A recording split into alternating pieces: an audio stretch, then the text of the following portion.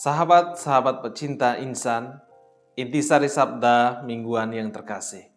Saya, Pater Edilana CMF, hadir dalam edisi Insan minggu ini. Kita telah memasuki minggu biasa ke-15. Renungan yang akan saya bawa didasar pada Injil Markus, bab 6 ayat 7 sampai dengan 13. Sahabat-sahabat pecinta insan yang terkasih, perikop yang kita renungkan dalam bacaan Injil hari ini berkaitan dengan perutusan ke-12 murid. Mereka diutus berdua-dua. Perutusan ini terjadi sebelum kebangkitan. Kisah perutusan ini dapat dilihat dalam semua teks Injil sinoptik, yaitu Injil Matius, Markus, dan Lukas. Selain kisah perutusan ke-12 murid, ada juga kisah perutusan lain, yakni kisah perutusan ke-70 murid. Mereka juga diutus berdua-dua. Kisah ini hanya tercatat dalam teks Injil Lukas, yakni pada bab 10 ayat 1 sampai dengan 12.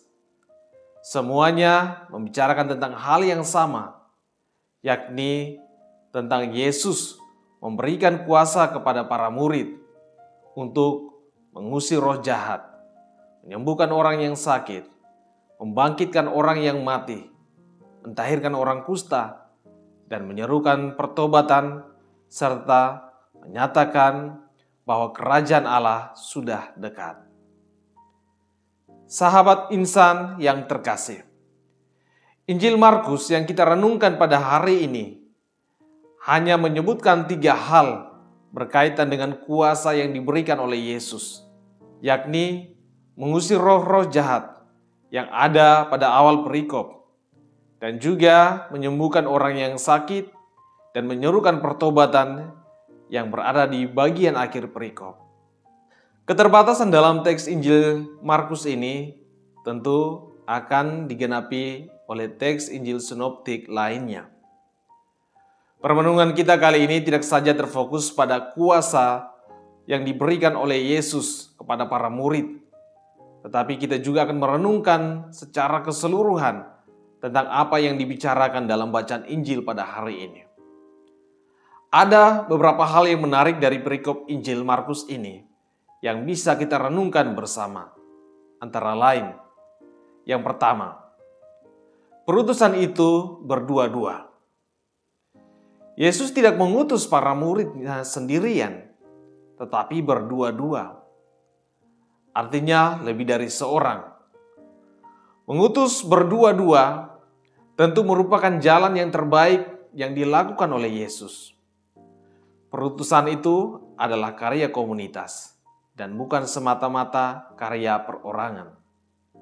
Para murid bisa saling bertukar ide, saling menguatkan atau membantu dikala mengalami kesulitan, dan banyak hal yang bisa dilakukan bersama dibandingkan hanya seorang diri.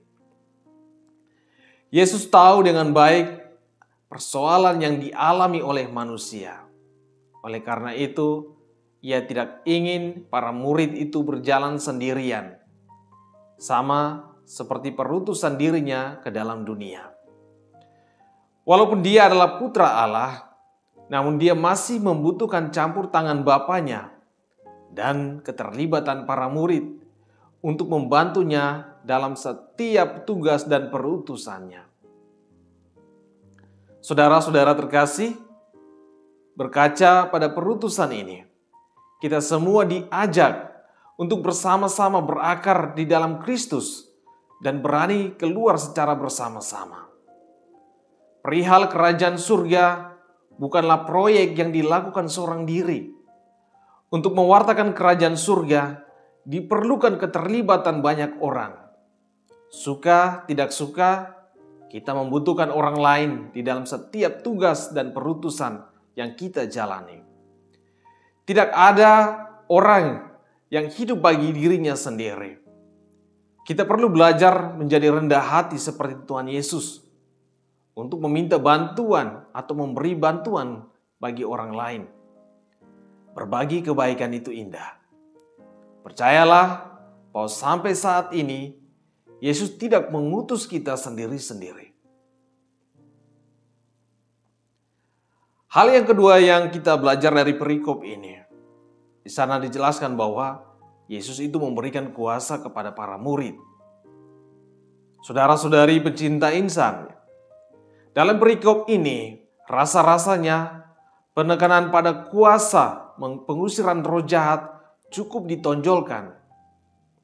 Bahkan pada bagian akhir dikatakan secara luar biasa bahwa mereka mengusir banyak setan selain mengolesi orang sakit dengan minyak dan menyerukan pertobatan.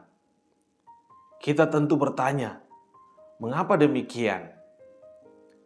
Memahami persoalan ini tidak terlepas dari pemahaman akan tujuan utama dari perutusan para murid, yakni menyerukan bahwa kerajaan Allah sudah dekat. Bagaimana kerajaan Allah itu sudah dekat? Tentu dapat dilihat dengan tanda-tanda ajaib yang tidak bisa dilakukan oleh manusia biasa, seperti mengusir roh jahat dan menyembuhkan orang yang sakit. Roh jahat selalu bertentangan dengan kerajaan surga. Kerajaan iblis yang dirasuki oleh roh-roh jahat tidak pernah bisa ada berdampingan dengan kerajaan Allah yang dipenuhi Roh Kudus. Pengusiran roh jahat menjadi tanda nyata bahwa kerajaan Allah sudah hadir.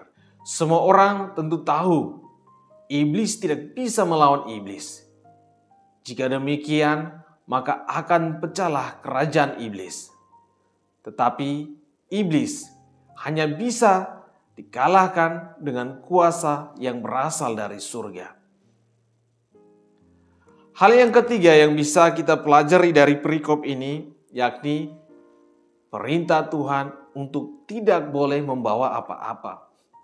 Saudara-saudari yang terkasih, Yesus berpesan kepada para muridnya supaya tidak membawa apa-apa dalam perjalanan, kecuali tongkat dan roti pun jangan, bekal pun jangan, uang pun jangan.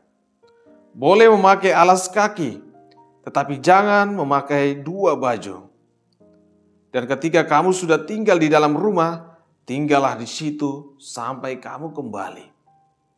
Pesan Yesus ini tentu mengajarkan kepada para murid untuk lebih mempercayakan hidup mereka kepada penyelenggaran ilahi. Para murid tidak perlu takut akan makanan, pakaian, ataupun rumah sebagai tempat tinggal. Tuhan sendiri akan menggerakkan siapa saja atau apa saja untuk memenuhi kebutuhan para muridnya. Para murid hanya perlu fokus menyampaikan pesan pertobatan. Sahabat-sahabat pecinta insan yang terkasih, apakah pesan Yesus ini masih relevan dengan situasi zaman sekarang? Jawabannya tentu masih. Pesan Yesus ini tidak saja berlaku bagi para murid pada saat itu, tetapi juga bagi kita semua hingga saat ini. Contoh yang paling dekat, kita bisa menyaksikan banyak pelayan yang bekerja di ribuan gereja Katolik dengan tidak digaji. Ataupun kalaupun digaji, mereka hanya digaji setara UMR, bahkan kurang dari itu. Namun kita bisa melihat kesetiaan mereka dan pengabdian mereka yang begitu tulus yang mereka lakukan. Iman seperti itu masih kita jumpai hingga kini. Selain itu juga kita bisa melihat para misionaris yang rela pergi dari rumah mereka, mewartakan firman Tuhan ke banyak daerah atau ke banyak tempat. Dan mereka tidak membawa apa-apa. Dan ketika sampai di sana, mereka masih bisa menghidupi diri mereka sendiri, bahkan mampu menghidupi orang lain. Cara hidup mereka semua menggambarkan kepasrahan yang begitu total akan penyelenggaraan ilahi. Hal yang keempat yang kita pelajari dari perikop ini, yakni peringatan bagi mereka yang menolak.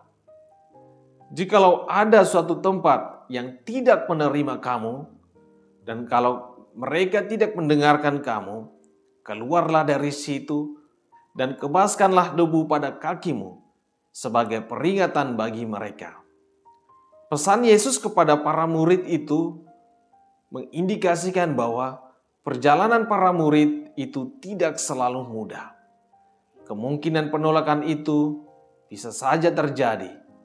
Oleh karena itu, Yesus telah mempersiapkan para murid untuk menghadapi situasi yang sulit. Ada hal yang menarik dari pesan Yesus. Jika kamu ditolak, maka keluarlah dari situ, kebaskanlah debu pada kakimu sebagai peringatan bagi mereka. Kebaskanlah debu pada kaki tentu memiliki makna yang cukup kuat.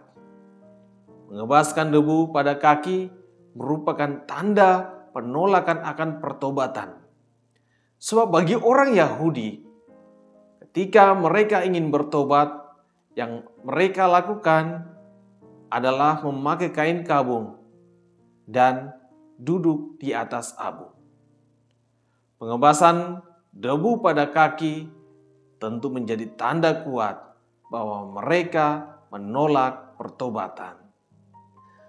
Tuhan tidak mengajarkan kepada para muridnya untuk membalas penolakan itu dengan kemarahan ataupun dengan pedang.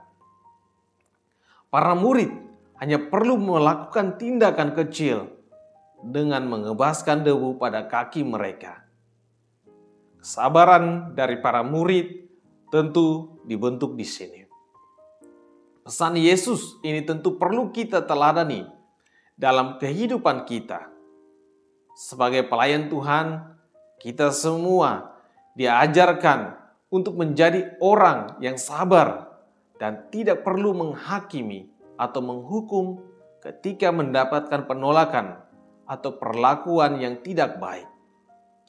Karena hukum dan hakim yang adil itu hanya berasal dari Tuhan. Sahabat-sahabat pecinta insan yang terkasih, hal yang kelima yang bisa kita pelajari dari perikop ini, bahwa tanda-tanda Tuhan itu menyertai mereka.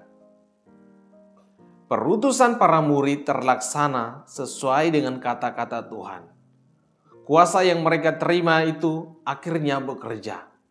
Mereka mengusir roh-roh jahat dan menyembuhkan orang sakit dengan mengolesi minyak. Tanda-tanda ini tentu menjadi bukti bahwa kerajaan Allah telah hadir. Di zaman sekarang, kita tentu masih memerlukan kehadiran Tuhan yang menyelamatkan dan menyembuhkan. Kita masih membutuhkan utusan-utusan Tuhan dengan berbagai latar belakang karisma dan karunia. Kita masih membutuhkan orang-orang yang penuh iman, yang hadir dengan memberikan diri bagi Tuhan dan sesama. Kita masih membutuhkan para pembuat mujizat-mujizat kebaikan yang menghantar orang untuk dekat kepada Allah. Kita masih membutuhkan semuanya itu. Orang-orang itu bisa saya atau bisa saudara semua yang mengaku cinta akan Tuhan. Sahabat-sahabat insan yang terkasih, jangan menutup dirimu, sebab sesungguhnya Tuhan juga sedang mengutusmu. Semoga kita semua peka akan perutusan Tuhan di dalam kehidupan kita masing-masing. Semoga firman Tuhan ini menguatkan kita sekalian. Tuhan Yesus memberkati kita semua.